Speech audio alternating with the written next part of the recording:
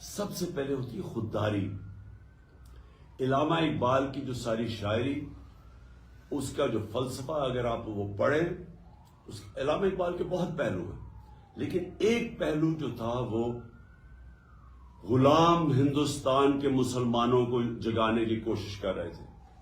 خودداری، یہ ان کی جو ساری کوشش تھی مسلمانوں کو جگانے کی کوشش کر رہے تھے.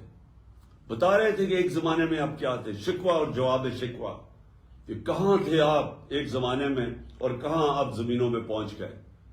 یہ آج بھی میں اپنی قوم کو یہ سمجھانا چاہتا ہوں کہ جس وقت ہمارے ملک کے اوپر ذہنی غلام بیٹھے ہوں، جو سارا وقت خوف زدہ ہو کہ جناب ہمیں کوئی ناراض نہ کر دیں اگر ہم سستا تیل لیں گے روس سے، اپنی قوم کی زندگی آسان کریں گے، تو ہمارا جو آقا ہے وہ ناراض نہ ہو جائے، کیونکہ ان کے اربوں ڈالر ادھر پڑے ہوئے ہیں، تو وہ ڈالروں نے ان کو غلام بنا دیا ہے. ہندوستان ان کا اسٹریٹجک ایلائی ہوتے ہوئے سستا تیل لے رہا ہے امریکہ روس سے، 40% کم پہ تیل لے رہا ہے اپنے لوگوں کے لیے، اور ہم یہاں مہنگائی میں پسے ہوئے ہیں کیونکہ ہمارے وہ غلام جو اوپر بیٹھے ہوئے ہیں وہ بیچارے اتنے ڈرتے ہیں کہ وہ جناب جب تک وہ مائے باپ ان کی اجازت نہیں دیتا وہ تیل نہیں خریدتے. اور وہ اور بڑی چیزیں ہیں، ہم نے ان کی جنگ میں شرکت کی، ایک دبکا پڑا، ایک ٹیلی فون میسج آئی، چاروں شانے چت ہو گئے.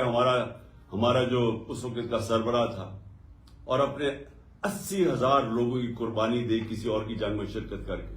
میں اکیلا لگا تھا، بار بار کہتا رہا کہ یہ بہت بڑا ظلم کر رہے ہیں، کسی کی جنگ میں جا کے اپنا ملک کی تباہی کر رہے ہیں.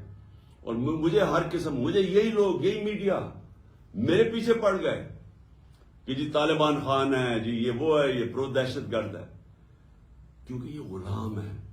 میں ایک آزاد انسان ہوں، میں کسی کی غلامی قبول نہیں کرتا.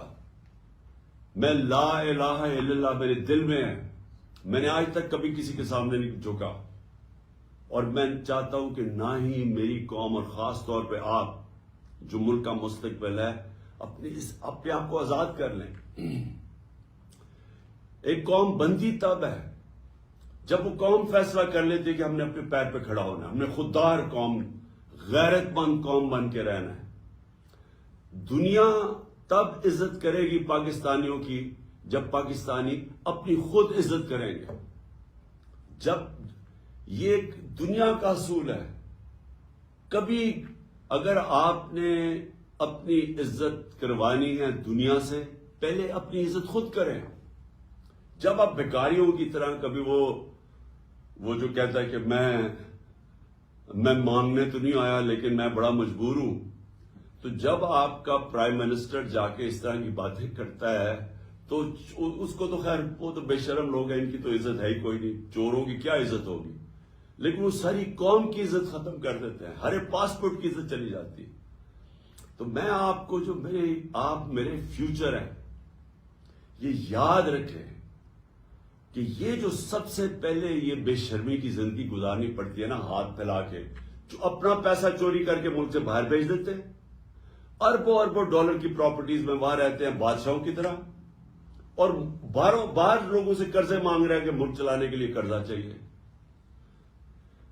تو یہ جو میرا دوسرا پوائنٹ یہ ہے کہ ہم ایک ملک کو دیکھنا چاہتے ہیں، اور یہ مشکل راستہ، آزادی کا راستہ آسان نہیں ہوتا، آزادی کے لیے قربانیاں دینی پڑتی ہیں.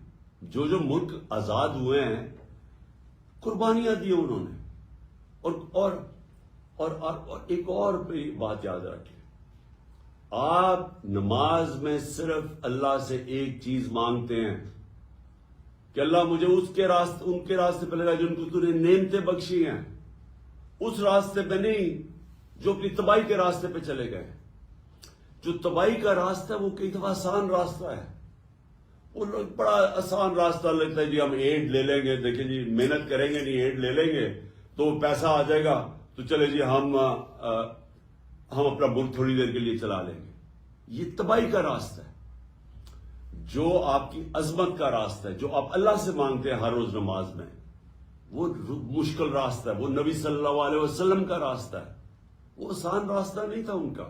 ان کی زندگی پڑھیں، مشکلوں کا راستہ تھا، لیکن کسی انسان کو وہ عظمت نہیں ملی. وہ چھوٹی سی ایک ریاست کھڑی ہوئی اور اس نے دنیا کا کئی سو ہزار سال تک مسلمان دنیا کی پاور بنے رہے. تو وہ ادھر مدینہ کی ریاست میں اصول طے کیے گئے تھے، اور سب سے بڑا اصول یہ ہے لا الہ الا اللہ، نہیں ہے خدا سوائے اللہ کے. ان کے پاس بھی 2 سپر پاورز تھی، وہ بھی ان سے ایڈ مانگ سکتے تھے، مدد مانگ سکتے تھے. نہیں، انہوں نے اپنے پیروں کے اوپر کھڑا ہو کے ایک عظیم قوم بنے. اور انسان کا پوٹینشیل ڈیولپ ہی تب ہوتا ہے جب وہ اپنے پیروں پہ کھڑا ہوتا ہے. آپ آج وساکیاں لے کے چلنا شروع ہو جائیں، آپ کی ٹانگیں کمزور ہو جائیں گی. آپ جب اپنے پیروں پہ کھڑے ہوتے ہیں آپ مضبوط ہوتے ہیں.